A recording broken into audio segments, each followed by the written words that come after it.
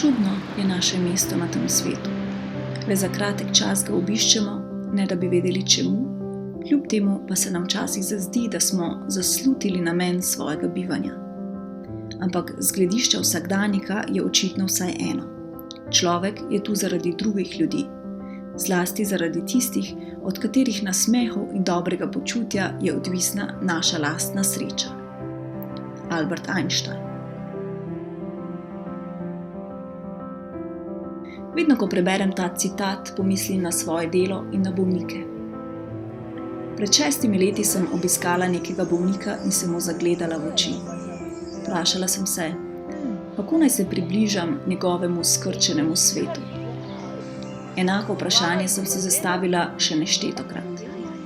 Začela sem delati kot prostovoljka. Ne vem zakaj, nekaj me je potisnilo v to. Nisem bila zaposlena, bila pa sem preskrbljena, imela sem voljo in čas. Začela sem delati 2 do 3 ure na dan, zdaj pa pogosto ostajam v domu cel dan. Kar precej jih ima Huntingtonovo bolezen. Ni lahko z njimi. Težko se sporazumemo. Eni so prisotni, drugi odsotni, tretji naveličani. Redko kdaj pokažejo čustva ali se nasmehnejo. Spremljajo me z očmi, pravega razgovora ne zmorejo. Kako naj se jim približam? Oni se meni ne morejo. Kaj naj jim rečem, da se jih bo dotaknilo? Kakšno življenje je to, me sprašujejo svojci. Kakšen za vraga je namen te bolezni?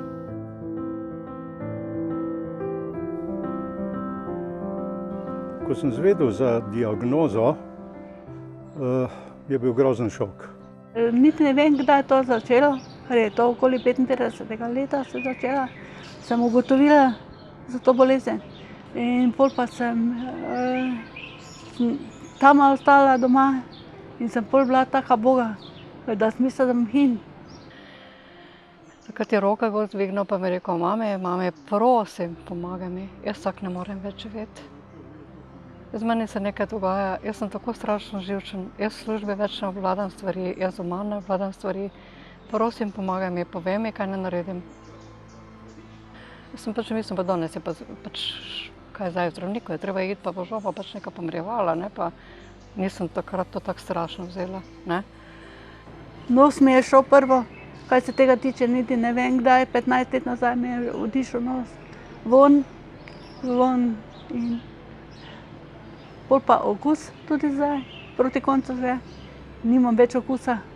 Nekje na tiho sem še zmeraj upal, da ker je razvoj te bolezni traja od pojavnih znakov pa do nekje do konca od 15, 20, 25 let in sem računal, v tem času bojo že našli kakšno zdravilo, ampak ga niso.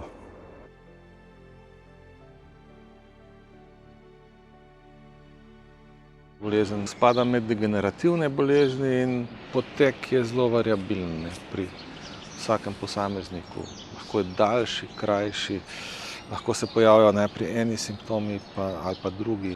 Znano je, kjer gen narobe deluje, kakšen je patološki produkt tega gena. Zdaj hujša, ko je ta stopnja te pomnožitve poliglutaminskega trakta, to je ta mutacija, ne? Prej bolezen začne in se tudi mogoče nekoliko hitreje razvija, ne? Zdaj se iščejo terapije, ki bi zmanjšale tvorbo tega genskega produkta, patološkega proteina. Na tem se veliko dela, ampak moram reči, da zelo prepričljivih rezultatov žal še ni bilo. V domovih se srečujem s to težko boleznijo. Včasih ni lahko biti ob bolnikih. Kako težka bolezen vpliva šele na ljudi v okolju, v katerem prizadeti živi? Skozi kakšne procese gredo bližnji ob tem? V 3 dneh samo bolezen predstavlja v tej fazi, kot jo ima zdaj, ne? In pol pač te bolezni nikoli ni znal sprejeti. Jaz mislim, da bi moglo biti tako predstavljeno, da takemu mlademu človeku, da zna to sprejeti, da ne ve, kaj ga čaka, da ne sme vedeti tistih zadnjih faz, ne? Vse še prehitro pridejo in Jaz mislim, da bi lahko bili še par let imeli lepo življenje, pa ga niso imeli več. Ne? Bi otrok lahko bi užival še, pravzaprav bi bili družinice še lahko vse par let srečna. Ne? Mislim, da je zelo veliko od stroke odvisno, na kakšen način se komunicira, kako se obvešča prizadetega svojci, na kakšen način se nekatere stvari spravljajo v neko realnost, ne pa v neka pričakovanja, v neke laži, v neke obljube. Treba je realno predstaviti stvari in povedati, kaj to pomeni za njega, obzirno seveda, ne, pa tudi za njegovo družino. Ne. Predvsem tudi za družino, ne, ker je to bolezen cele družine potem. Mi smo takrat ogromno prijateljev izgubili. Prvič sem bila tako strašno zagrenjena, da me pač nihče več ni hotel prenašati, verjetno. Drugič pa ljudje ne znajo se obnašati, ne vejo, kaj je prav. Ne?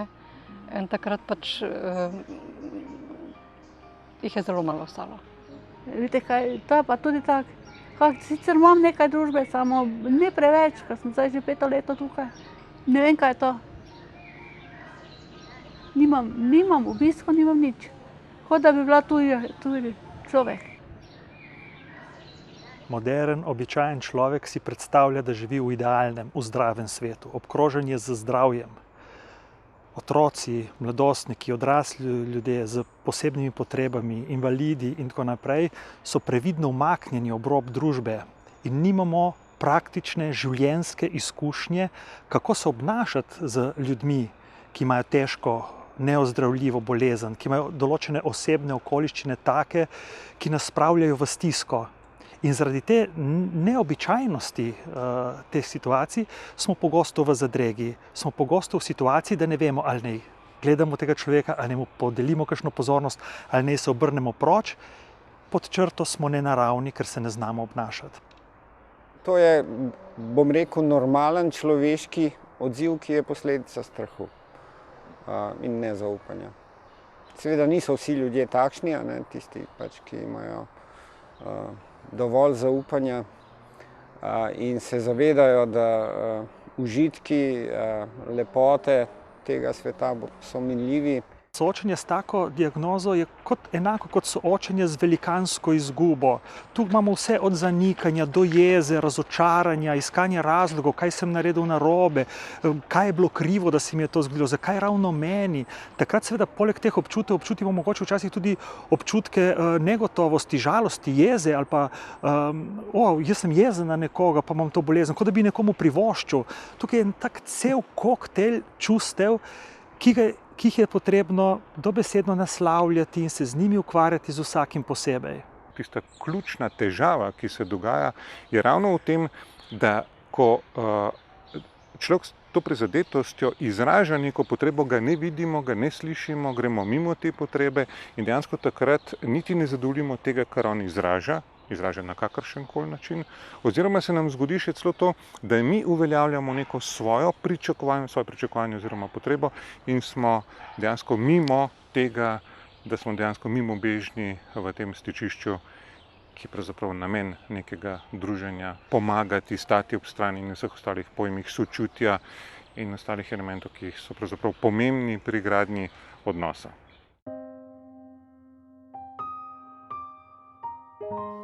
Moram se jim približati. Treba je poskusiti. A kaj, sem se spraševala. Sem lahko bolj pozorna, bolj odzivna? Je vse skupaj sploh smiselno? Zdravnik vidi pacienta enkrat ali dvakrat letno. Mi ga imamo vsak dan pred očmi. Rada bi jim omogočila, dokler še gre, delček običajnega življenja. Kako priti čim bliže sočloveku?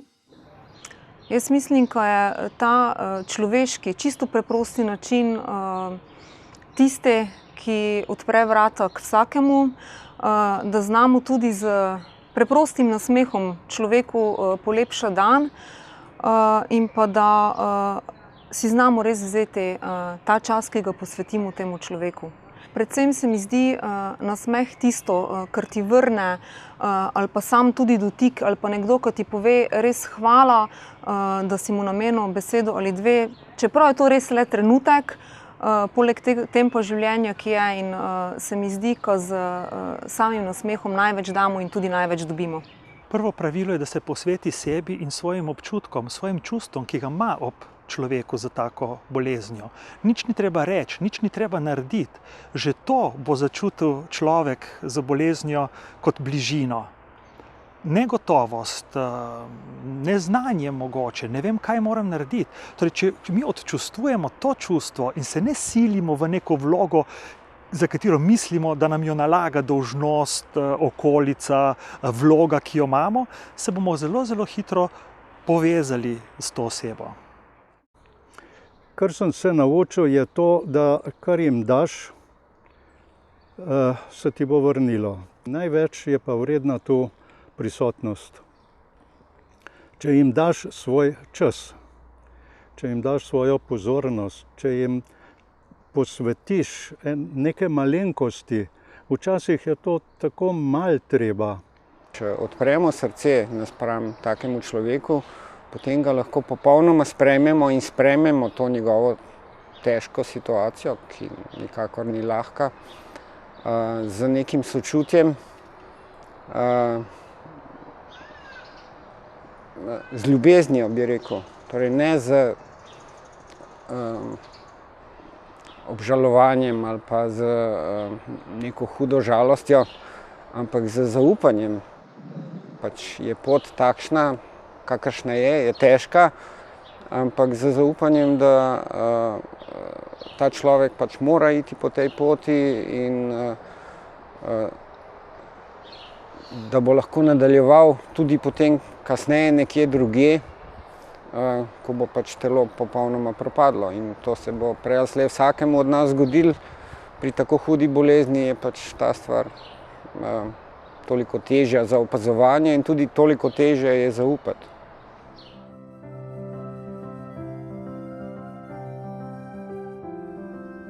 Huntingtonova bolezen je velik izziv za vse, ki delamo z bolniki. Redko kdo pa se vpraša, zakaj počne to, kar počne.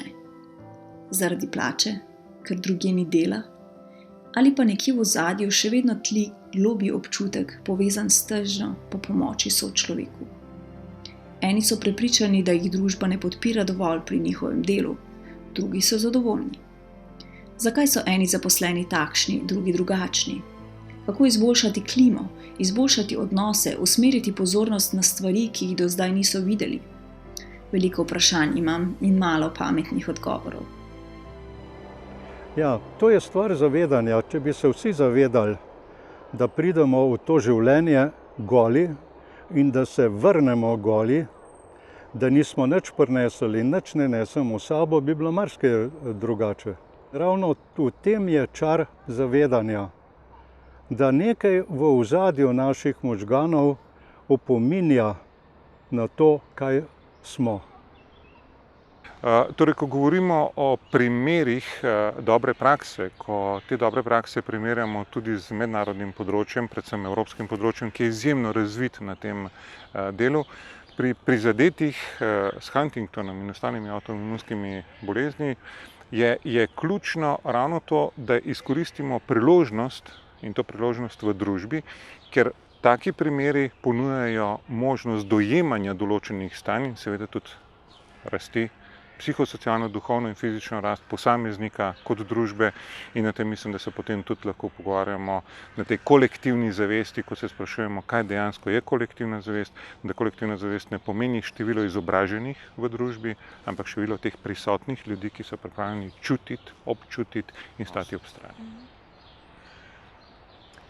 To morajo biti ljudje, ki znajo prepoznati individualne potrebe vsakega posameznika, ki premorejo toliko empatije, da se znajo vživeti v njihove probleme, v njihove težave, ki jih spremljajo, ki znajo biti pozorni, ki znajo biti prijazni in ki znajo najti tisti trenutek časa, da ga res posvetijo tem ljudem, tem posameznikom. To se mi zdi ključno, da lahko kvalitetno damo res tem ljudem tisto neko dodano vrednost. Zagotovo morajo biti čustveni, morajo se nekako vživljati v njihovo vlogo. razmišljati, iskati rešitve, ki morda so potrebne.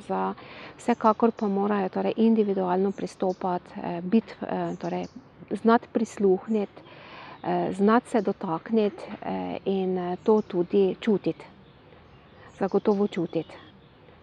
Spremljamo njegovo stanje, spremljamo njegove potrebe, spremljamo njegovo uživanje hrane, njegovo obnašanje, njegove tike, vse, kar spada v to celostno psihosocialno, duhovno in fizično obravnavo. Spremljevalec oziroma prostovoljec ima pri tem izjemno močno vlogo, kajti če doseže stik s potrebami svoje in njegove potrebe, tisti trenutek dosegamo tudi dejansko nek vzorec, ki ga lahko prenašamo tudi družbi, ki ga prenašamo tudi ostalim prostovoljcem in svojcem in s tem dejansko stojimo ob strani v neki rdeči niti dogajanja pri teh stanjih, kot je stanje dejansko Huntingtonovega problema. Kateri so največji izzivi pri delu s Huntingtonovo boleznijo? Kako zgodbe ljudi vplivajo na zaposlene in kako se soočajo z njimi? Že pri sebi, če pogledaš, začneš zelo spoštovati svoje življenje, ne, ko vidiš nekaj takega.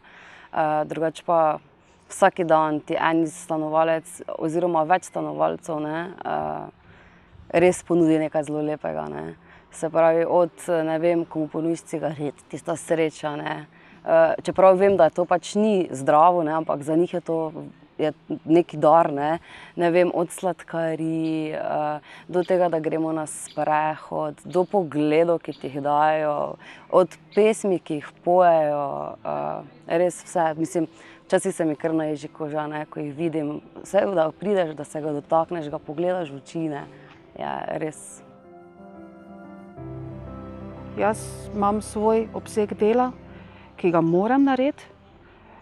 Pri tistem smo tudi nekaj skupaj, ampak ne toliko, koliko bi jaz lahko želela, recimo, ne. In mene to, recimo, strašno muči, da ga ne razumem dostikrat. In potem tudi vidim, da se on razjezi, ker ga kaj ne razumem, ne. In ne vem, kako se naj pomagam. In v prvi vrsti smo ljudje z čustvi, mi se zjočemo tudi z njimi vred, včasih gledamo, da je dan enak drugemu, ne? Vsi dnevi so se enaki, priprava hrane, nega, včasih pač malo kadra, ne morejo iti ven. Naredimo eno muziko gor, naredimo vlakeca, tisti trije, ki delamo, ne? Se nam že mogoče kakšni stanovalci pridružijo, ki še vejo, za kaj se gre, plešemo tam vlakeca, se smejimo in takrat vidiš, recimo Jure to ne more, ampak vidiš njegov nasmeh, vidiš te iskrice v očeh in tisto veselje. Ne? In to ti da potem odgovor na to, da delaš prav. Čeravno se sam počutiš malo otročje, ampak vsakem je malo otroka.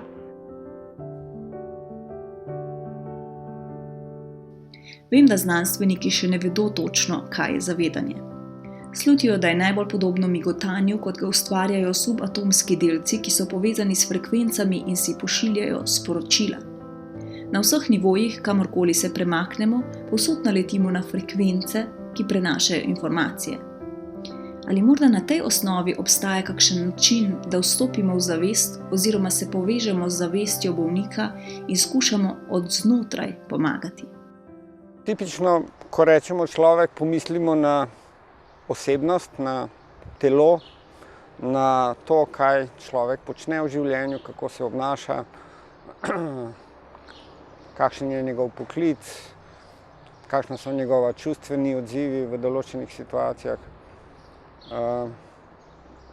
Moje mnenje je, da je človek nekaj več, da pač to telo je zgolj neko orodje,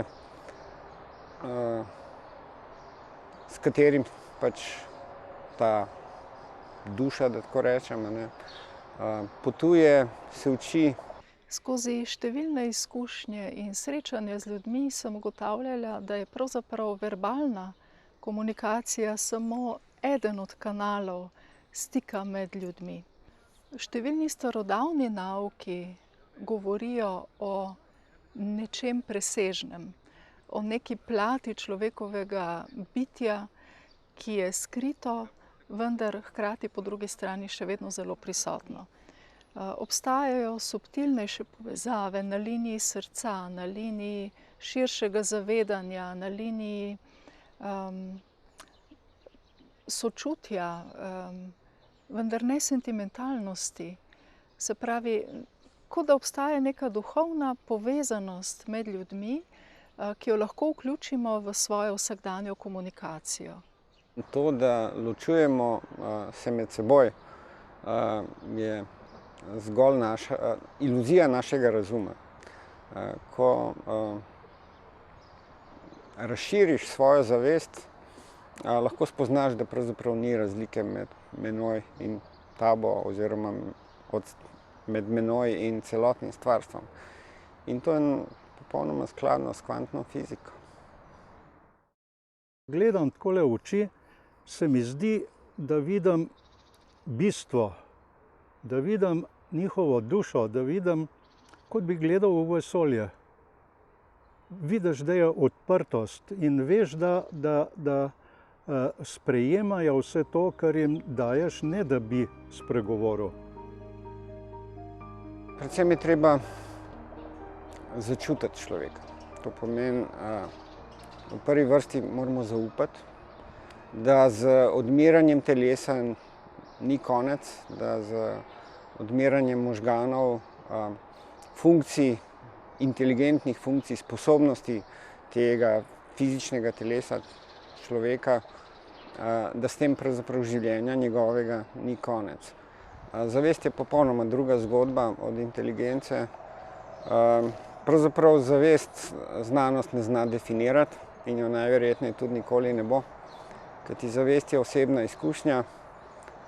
O zavesti se pravzaprav ne da kaj dosti govoriti, čeprav seveda mi rad govorimo in definiramo stvari. Zavest se da živeti, da se biti zaveden človek, ne da se jo pa zmeriti. Zmeri se lahko sposobnost, inteligenca. Znanost sicer poskuša meriti kao zavest v tem smislu, da če je človek odziven, če se zaveda sebe, svoje okolice, ampak to je vse samo sposobnost, to je stvar inteligence. To pravzaprav direktno ni povezano z zavestjo. Rekel bi, da je zavest v nekem smislu neodvisna od telesa in tudi od fizičnega stanja telesa. Mnoge izkušnje potrjujejo, da je zavest dejansko neodvisna od telesa. Znanstvene raziskave tega neposredno še ne potrjujejo, izkušnje pa so zelo zgovorne in nakazujejo možnost, da to dejansko drži, da je zavest neodvisna od telesa. Takrat sem se začel pol spraševati po tistem šoku, zakaj se mi je to sploh zgodilo, zakaj se je zgodilo to mojima fantoma. Če se to dogaja nam in še marsikomu, mora en vzrok nekje tičati. In sem si zamislil, da verjetno obstaja neka pot, nek nov način gledanja ali pa nov način, neke vrste odprtost, mogoče celo duhovnost. Pogoji so res težki. Tako za družino bolnika s Huntingtonovo boleznijo, kot za negovalce. Kako poskrbeti, da te ne spodnese, da ohraniš lastno ravnovesje in kljub temu poskrbiš, da zares si z bolnikom? Kako naj bo človek pri svojem delu vesel in izpolnjen? Zelo pogosto slišim, da se ne da nič napraviti. Poglejte, izjemno pomembno je razumeti, kakšna je naša vloga v življenju ljudi z hudimi boleznimi. Če mi pričakujemo, da bomo z našim delovanjem rešili problem enega človeka in če se to ne zgodi, seveda se potem nam je hudo, se težko počutimo, smo nezadovoljni, se čutimo pod pritiskom in vse to nas na dolgi rok seveda dela mogoče nejevoljne, depresivne, nerazpoložene, obupane, brezvoljne, apatične in tako naprej. Če pa mi razumemo, da s svojim delovanjem, svojo bližino, svojo toplino, prisotnostjo spremenimo tisti trenutek v eno drugačno kvaliteto za človeka, s katerim smo, nas seveda hrani vsak tak trenutek. Kaj pa sreča? Je to za bolnika prepovedan pojem? Kaj, če bi jim namesto sreče dala kaj drugega? Karkoli. Kolikor daš, toliko dobiš in še več. To je zakon vesolja, karme, Kristusov zakon ali kakorkoli že temu rečemo. Dajanje je del nas. To je naraven tok življenja.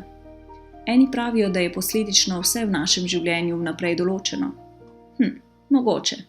Drugi trdijo, in to je znanstveno potrjeno, da je prihodnost možno spremeniti na podlagi naših misli ali dejanj. Temu precej bolj verjamem. Tako kot je rekel recimo Schopenhauer, tele karte smo dobili, to se pravi to življenje, te karte smo dobili in te karte imamo in moramo odigrati našo partijo. Zdaj, dobili smo pač eni dobre, eni slabe, ampak jaz bi dodal nekaj svojega, ne samo to, da jih odigramo, mi lahko s temi kartami, kakršne imamo, ogromno napravimo, če hočemo. To je tisto, kar je naše, ker nekaj je.